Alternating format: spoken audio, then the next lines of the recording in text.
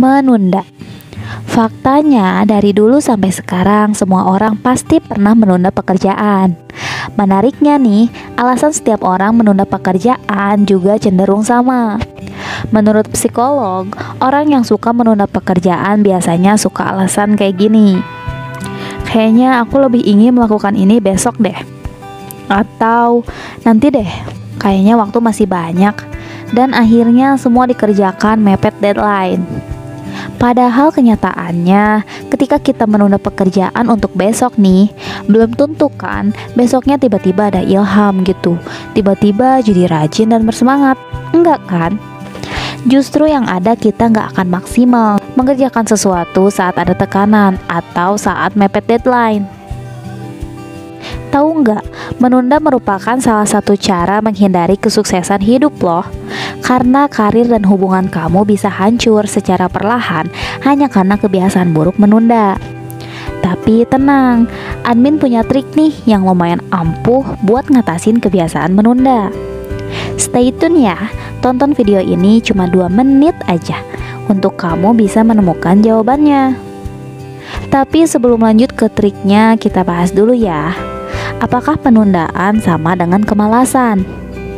Seringkali kita menyamakan kedua hal ini. Orang yang suka menunda pekerjaan sama dengan orang yang malas. Padahal nggak selalu kayak gitu.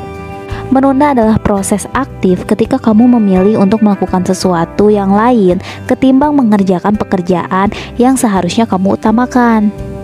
Sebaliknya, kemalasan ialah sikap apatis, sikap cuek yang diiringi dengan keengganan untuk bertindak. Contohnya deh, saat matahari terbit atau terus meninggi, tapi kamu gak mau beranjak dari tempat tidur, mager, gak mau gerak, itu tandanya kamu malas. Sedangkan saat kamu dituntut untuk segera menyelesaikan tugas, tapi kamu lebih memilih untuk main game, nah itu tandanya kamu lagi menunda. Ada banyak cara untuk mengatasi kebiasaan menunda yang tersebar di internet. Di antaranya, membuat daftar prioritas, mengelola waktu dengan baik, mencari alasan agar termotivasi, menentukan deadline khusus untuk diri sendiri, membagi tugas besar menjadi tugas-tugas kecil, menyingkirkan gangguan saat bekerja, memberi self-reward sebagai apresiasi terhadap diri sendiri, memilih tempat yang nyaman, dan masih banyak lagi. Semua tips tersebut nggak salah kok. Semua itu memang akan membawa kamu terlepas dari kebiasaan menunda. Tapi ada satu hal penting nih yang lebih mendasar. Apa sih itu? Yuk kita kenalan dengan trik 2-minute rule atau aturan 2 menit. Apa itu trik 2-minute rule? 2-minute rule dipopulerkan oleh James Clear dalam bukunya yang berjudul Atomic Habits.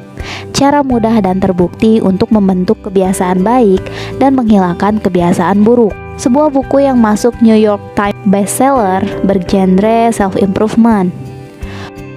Penulis buku itu, James Clear, menemukan sebuah cara untuk mengubah hidup melalui hal-hal kecil, termasuk trik 2-minute rule ini. Gimana cara kerja trik 2-minute rule? Jadi gini, kalau kamu lagi menunda-nunda suatu tugas atau pekerjaan nih, males banget buat ngerjainnya, it's okay, kamu boleh melupakan tugas itu. Tapi ada syaratnya nih, kamu harus mikirin kira-kira apa yang harus kamu lakuin, apa step pertama yang harus kamu mulai untuk mengerjakan tugas itu. Dan segera lakuin yang ada di pikiran kamu itu.